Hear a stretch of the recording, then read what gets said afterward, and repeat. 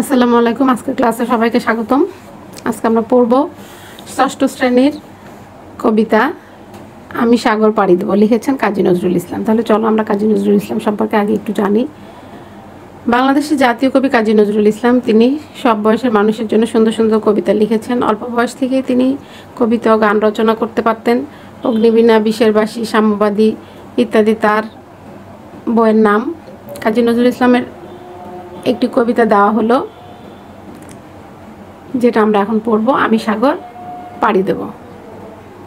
তাহলে আমরা আজকে পড়ব আমি সাগর পাড়ি দেব, লিখেছেন কাজী নজরুল ইসলাম। তাহলে চলো কবিতা শুরু করি। এই কবিতাটা পড়ার আগে আমরা একটু আমি সাগর পাড়ি দেব পরে আমরা কি শিখবো, শিখনফলটা আমরা একটু জানি। আমি সাগর পাড়ি দেব কবিতায় কাজী নজরুল ইসলাম বলছে যে সমুদ্র যাত্রার অভিলাষ, তার মনের ইচ্ছা আকাঙ্ক্ষা সে এই কবিতার মধ্যে তুলে ধরেছে। তাহলে আমরা আমি সাগর পাড়ি দেব কবিতা পাঠ করে সমুদ্র যাত্রার যে ইচ্ছা অভিলাষ জাগে মনে, সেটা সম্পর্কে আমরা জানতে পারবো। এখানে দেশকে মা হিসেবে কল্পনা করেছে এবং কবি দেশকে কিভাবে সমৃদ্ধশালী করে তুলবে তার জন্য প্রতিজ্ঞাবদ্ধ হয়েছে, সেটা সম্পর্কে জানতে পারবো। পথের বিপদ মোকাবেলা কিভাবে করা যায় সেটা সম্পর্কে জানতে পারবো। সমাজে বিদ্যমান বিভেদ কিভাবে দূর করা যায় সেটা সম্পর্কে জানতে পারবো। সব দেশের সাথে সুসম্পর্ক বজায় রাখতে হয় কিভাবে বা রাখবো কিভাবে সেটা সম্পর্কে জানতে পারবো। তাহলে ফার্স্ট লাইনে কবি বলছে আমি সাগর পাড়ি দেব আমি সওদাগর। কবি এখানে নিজেকে একজন বড় ব্যবসায়ী, সওদাগর অর্থ বড় ব্যবসায়ী, একজন বড় ব্যবসায়ী হিসেবে আখ্যায়িত করে বলছে যে আমি সাগর পাড়ি দেবো, আমি একজন বড় ব্যবসায়ী। সাত সাগরে ভাসবে আমার সপ্ত মধুকর। সপ্ত অর্থ সাত, সাত সাগরে তার সপ্ত মধুকর ভাসিয়ে নিয়ে যাবে। তার বাণিজ্য যে তরী, সেই তরীর নাম হচ্ছে মধুকর। সাত সমুদ্র পাড়ি দেবে তার সপ্ত মধুকর। তার মানে কি, সপ্ত মধুকর ভাসিয়ে কবি দেশ দেশান্তর ছুটে চলবেন। আমার ঘাটে সওদা নিয়ে যাব সবার ঘাটে। বলতেছে আমি আমার ঘাটের থেকে, সওদা অর্থ পণ্য, আমি আমার ঘাটের থেকে পণ্য নিয়ে অনেকের ঘাটে যাব। আমার ঘাট থেকে আমি এক ঘাট থেকে আরেক ঘাট, আরেক ঘাট থেকে আরেক ঘাট, এভাবে আমি ঘুরে ঘুরে বেচা কিনা করবো। চলবে আমার বেচা কিনা বিশ্বজোড়া হাটে। বলতেছে আমি যখন আমার ঘাট থেকে রওনা দেবো, আমার ঘাট থেকে আমি আরেক ঘাটে, আরেক ঘাট থেকে আরেক ঘাটে, এভাবে আমি বিভিন্ন ঘাটে বেচা কিনা করার জন্য ঘোরাফেরা করবো। যে ক্ষুদ্র পরিসরে কবি বেচা কিনা করতে চান না, কবি সারা বিশ্ব জুড়ে বা সারা বিশ্ব ঘুরে বেচা কিনা করতে চান। তাহলে এখানে কবির বৈষয়িক ভাবনা ফুটে উঠেছে বা বৈষয়িক দৃষ্টিভঙ্গি প্রকাশ পেয়েছে কবির। এরপর বলছে ময়ূরপঙ্খী বজরা আমার লাল বাউটা তুলে। বাউটা অর্থ এখানে লাল রঙের পাল তোলা নৌকা। ময়ূরপঙ্খী তো আমরা বলেছি, সামনের দিকে ময়ূরের আকৃতি যুক্ত বড় নৌকা। কবি যে নৌকা নিয়ে সাত সমুদ্র পাড়ি দেবে, সেই নৌকাটা কেমন ছিল সেই নৌকাটার বর্ণনা এখানে দিয়ে বলছে ময়ূরপঙ্খী বজরা আমার লাল বাউটা তুলে। লাল রঙের পাল তোলা নৌকা নিয়ে ঢেউয়ের দোলায় মরাল সম চলবে দুলে দুলে। মরাল অর্থ হচ্ছে রাজহাঁস। ওই সমুদ্রে যখন ঢেউ হবে, ওই ঢেউয়ের সাথে সাথে রাজহাঁস কী করবে, দুলে দুলে আমাদের সাথে সামনের দিকে এগিয়ে যাবে, চলবে। সিন্ধু আমার বন্ধু হয়ে মানিক রতন তার। বলতেছে সিন্ধু আমার বন্ধু হবে, সিন্ধু অর্থ সাগর, এবং সাগরের মধ্যে যে মানিক রতন আছে আমার তরি বোঝাই করে দেবে উপহার। সাগর কি করবে, আমার তরি বোঝাই করে তার সব উপহার আমার তরি অর্থ আমার নৌকাতে তুলে দেবে। দ্বীপে দ্বীপে আমার আশাই রাখবে পেতে থানা। থানা অর্থ আস্তানা। আমি যে নৌকা নিয়ে, বড় নৌকা নিয়ে, মধুকর নিয়ে যে আমি বের হব বাণিজ্য করার জন্য, দ্বীপে দ্বীপে আমি থামবো, তারা আমার জন্য আস্তানা করে রাখবে। সাগরের বুকে যে ছোট ছোট বা সাগরের যেতে যেতে বিভিন্ন জায়গায় যে মানুষ থামে কেনাকাটা করার জন্য, সেই সব জায়গায় আমি থামবো, আমার বন্ধুরা আমার জন্য আস্তানা করে রাখবে। তার মানে কি, কবি সমুদ্র কবির এই অগ্রযাত্রাকে সাধুবাদ জানিয়ে সাগরের সাথে, মানে সাগরের কাছ থেকে কবি সম্পদ নেবে, সাগর কবির হাতে সম্পদ তুলে দেবে, সেটা বোঝাচ্ছে এখানে। বলতেছে শুক্তি দেবে মুক্তমালা আমারে নজরানা। নজরানা অর্থ উপহার। ঝিনুক, তারপরে ঝিনুক থেকে যে মুক্তোর মালা আমরা পাই, সেই মুক্তোর মালা আমাকে তারা উপহার দেবে। চারিপাশে মোর গাংচিলেরা করবে এসে ভিড়। যখন আমি এই কেনাকাটা করবো বা আমাকে ওরা উপহার দেবে, তখন চারিপাশে দেখো না সমুদ্রের মধ্যে গাংচিলরা জাহাজ টাহাজ গেলে সব জাহাজের চারিপাশে ঘোরাঘুরি করে, তখন গাংচিলরা আমার আশেপাশে এসে ঘোরাঘুরি করবে। হাতছানিতে ডাকবে আমায় নতুন দেশের তীর। বলতেছে আমি এভাবে সামনে যখন এগিয়ে যাব, তখন হাতছানি দিয়ে অন্য কোনো দেশ আমাকে ডাকতে থাকবে। পরের অংশে বলছে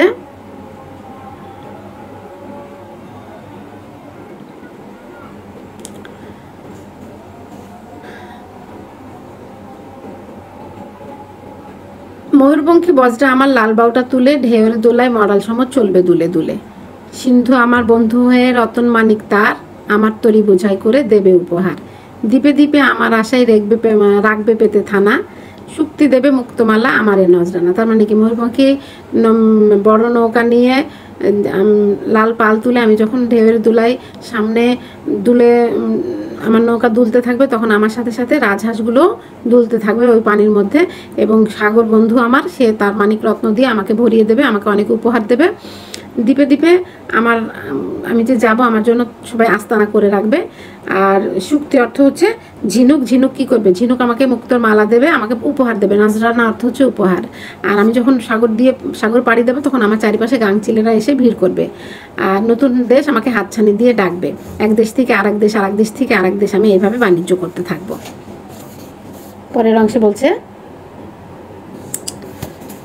আসবে হাঙর কুমির তিমি, কে করে তার ভয়। বলতেছে আমি যখন যাত্রা শুরু করব সাগরে, তখন হয়তো আমার সামনে হাঙর আসবে, কুমির আসবে, তিমি আসবে। বলবে ওরে ভয় পাই যে সে ছেলে নয়। হাঙর তিমি কুমির যে আমার সামনে আসবে, তারা কি বলবে আমাকে দেখে? যে ছেলে ভয় পাওয়ার ছেলে নয়, খুব সাহসী ছেলে, এ আমাদের ভয় পায় না। তার মানে কি এইখানে হাঙর কুমির তিমি এগুলো বলতে অশুভ শক্তিকে বুঝিয়েছে। আমরা যখন দূর দেশে যাত্রা করি, বাণিজ্য করি বা যাই, তখন অনেক অশুভ শক্তি আমাদেরকে কি করে, আমরা অনেক বিপদে পড়ি। অশুভ শক্তি আসলে কবি কোনো অশুভ শক্তিকেই ভয় পায় না। তারপর বলছে, সপ্তসাগর রাজ্য আমার, আমি বণিক বীর। বলতেছে এই সপ্তসাগরের রাজা আমি এখানকার বণিক, আমি এখানকার বীর, আমি এখানকার রাজা, ব্যবসায়ী। খাজনা যোগায় রাজ্যে আমার হাজার নদীর নীর। বলতেছে যে আমার যে আমি এই 7 সাগরের রাজা, এই রাজ্য আমার, এখানে যা কিছু আছে এরা কি করে, নদীর পানি, নদীর নীর অর্থ নদীর পানি, হ্যাঁ, এরা কি করে আমাকে খাজনা যোগায়, এরা আমাকে খাজনা দেয়। ভয় করি না তোদের দুটো দন্ত নখর দেখে। দন্ত অর্থ দাঁত, নখর অর্থ নখ। বলতেছে আমি তোদের দন্ত নখর দেখে ভয় করি না। জলদস্যু তোদের তরে পাহারা গেলাম রেখে। বলতেছে যে আমি যে দূর দেশে যাচ্ছি, হ্যাঁ, দূর দেশে যাব যখন, তখন হয়তো আমি থাকবো না, অনেক জলদস্যু বা আমি যে জাহাজ নিয়ে এগিয়ে যাব, অনেকে এসে আমার জাহাজে আক্রমণ করবে বা আমার দেশে আক্রমণ করবে। আমি কি রেখে যাচ্ছি? পাহারা গেলাম রেখে, সিন্ধু গাজী মাঝি মাল্লা। আমি মাল্লা মাঝি, সিন্ধু গাজী, সিন্ধু অর্থ সাগর, হ্যাঁ। আর সিন্ধু গাজী মানে কি? গাজী অর্থ হচ্ছে যুদ্ধের বিজয়ী বীর, যারা জিহাদ করে, যুদ্ধে অংশগ্রহণ করে। মানুষ যখন যুদ্ধে অংশগ্রহণ করে মরে যায়, তখন আমরা তাদের শহীদ বলি, কিন্তু যখন সে যুদ্ধে অংশগ্রহণ করে, তখন সে হচ্ছে গাজী। বিজয়ী বেশে ফিরে আসে যারা, তারা হচ্ছে গাজী। সিন্ধু গাজী মাঝি মাল্লার আমি রেখে যাচ্ছি। যদি আমি নাও থাকি, তাহলে কেউ আমার দেশের ক্ষতি করতে পারবে না। নৌসেনা ওই জেলে যাদেরকে আমি রেখে যাচ্ছি, বর্ষা দিয়ে বিঁধবে তারা রাজ্যে আমার এলে। তোমরা যদি আমার রাজ্যে আক্রমণ করতে আসো বা আমার জাহাজে আক্রমণ করতে আসো, তাহলে কি করবে? আমার ওই যে সিন্ধুতে আমার যে গাজী আছে, মাঝি মাল্লার আছে, নৌসেনা আছে, তারা বর্ষা দিয়ে তোমাদের কি করবে? বিঁধবে, মেরে ফেলবে, তোমাদেরকে আস্ত রাখবে না আমার রাজ্যের মধ্যে যদি তোমরা আসো। দেশে দেশে দেওয়াল গাথা রাখবো না কো আর। বলতেছে যে দেশে দেশে আমি দেওয়ালের মধ্যে আর গাথা রাখবো না, বন্যা এনে ভাঙবো, বিভেদ করবো একাকার। এই যে আমরা এই কবিতার এই লাইনের মধ্য দিয়ে আমরা কি পাচ্ছি? কাজী নজরুল ইসলামের সাম্যবাদিতার পরিচয় পাচ্ছি। সমাজ, রাষ্ট্র, মানুষের মধ্যে যে দেওয়াল আছে, পার্শ্ববর্তী এক দেশের সাথে আর এক দেশের যে দেওয়াল আছে বা যে বাধা আছে, বিপত্তি আছে, বৈষম্য আছে, হ্যাঁ, এখানে বৈষম্য সব কিছু দূর করে দেবে কবি সাম্যবাদী মানসিকতা এখানে নিয়ে এসেছে। বলতেছে যে আমার দেশে থাকলে সুধা তাদের দেশে নেব, তাদের দেশে সুধা এনে আমার দেশে দেব। বলছে যে আমার দেশে যে দেওয়াল গাথা আছে, সেই দেওয়াল গাথা সব দূর করে দেব। আমি সাম্যবাদিতায় বিশ্বাস করি, আমি বৈষম্য বিশ্বাস করি না। বৈষম্য আমি দূর করে দেব, দিয়ে আমি দেশের, সমাজের, রাষ্ট্রের মানুষের মধ্যে কি করব? যে দেওয়াল আছে সেই দেওয়ালকে গুড়িয়ে দেব, দিয়ে সবার মধ্যে সমতা নিয়ে আসবো, একতা নিয়ে আসবো। কি দিয়ে? বন্যা দিয়ে। আচ্ছা, তারপর বলতেছে আমার দেশের যে সুধা, সুধা অর্থ অমৃত, আমার দেশে সুধা থাকলে সুধা তাদের দেশে নেব, আমার দেশে সুধা আরেক দেশে নেব, তাদের দেশে সুধা এনে আমার দেশে দেব। অন্য দেশ থেকে সুধা অমৃত নিয়ে এসে আমার দেশের মানুষকে দেব। বলবো মাগো মাকে, ভয় কি গো মা, বাণিজ্যেতে যাই। বলতেছে মাকে বলবো যে ভয় কিসের মা, এখানে মা বলতে প্রতীকী অর্থে দেশকে মা হিসেবে এখানে ব্যবহার করেছে। বলতেছে তোমার ভয় কিছুতে ভয় নেই, আমি বাণিজ্য যেতে যাচ্ছি, সেই মণি মা দেব এনে তোর ঘরে জানাই। বলতেছে আমি বাণিজ্য করতে যাচ্ছি, তোর ঘরে যেই ধনরত্ন সয় সম্পদ নাই সেগুলো আমি বাণিজ্য করতে যাই, তোকে নিয়ে এসে দেব। দুঃখিনী তুই, তাই তো মা এর দুঃখ ঘুচাবো আজ। বলতেছে তুই দুঃখিনী মা, তোর যা যা সয় সম্পদ নাই সব কিছু আমি নিয়ে আসবো, নিয়ে এসে তোর দুঃখ ঘুচাবো। এখানে মা বলতে দেশ মাতাকে বুঝিয়েছে, আমাদের এই দেশকে বুঝিয়েছে। সেই মণিমা দেব এনে তোর ঘরে জানাই, তোর ঘরে যেই মণিমুক্তা নাই সেই মণিমুক্তা তোকে আমি এনে দেবো। তারপর বলতেছে দুঃখিনী তুই, তাই তো মায়ের দুঃখ ঘুচাবো আজ। জগতের যত সুখ শান্তি আছে সব কুড়িয়ে মায়ের জন্য আমি নিয়ে আসবো। জগৎ জুড়ে সুখ কুড়াবো, ঢাকবো মায়ের লাজ। মায়ের যে সমস্যা আছে বা মায়ের যে দুঃখ আছে, কষ্ট আছে বা লজ্জা আছে, সেগুলো কি করব আমি জগৎ জুড়ে সব কিছু ভালো জিনিসগুলো কুড়িয়ে নিয়ে এসে মায়ের যে দুঃখ কষ্ট আছে, লজ্জা আছে, সেগুলো সব আমি দূর করে দেব। লাল জহরত পান্না চুন্নি মুক্তমালা আনি, আমি হব রাজার কুমার, মা হবে রাজরানী। বলতেছে আমি এই যে লাল জহরত, পান্না চুন্নি, মুক্তমালা, এগুলো হচ্ছে মূল্যবান পাথর, বাণিজ্য করতে যেয়ে আমি এগুলো সব নিয়ে আসবো, নিয়ে এসে আমার মাকে রাজরানী বানাবো, আর আমি রাজার কুমার হব, হয়ে আমার মায়ের যত দুঃখ কষ্ট আছে সব আমি ঘুচিয়ে দেবো। জগতে সব সুখ কুড়িয়ে মাকে রানী বানিয়ে রাখবে।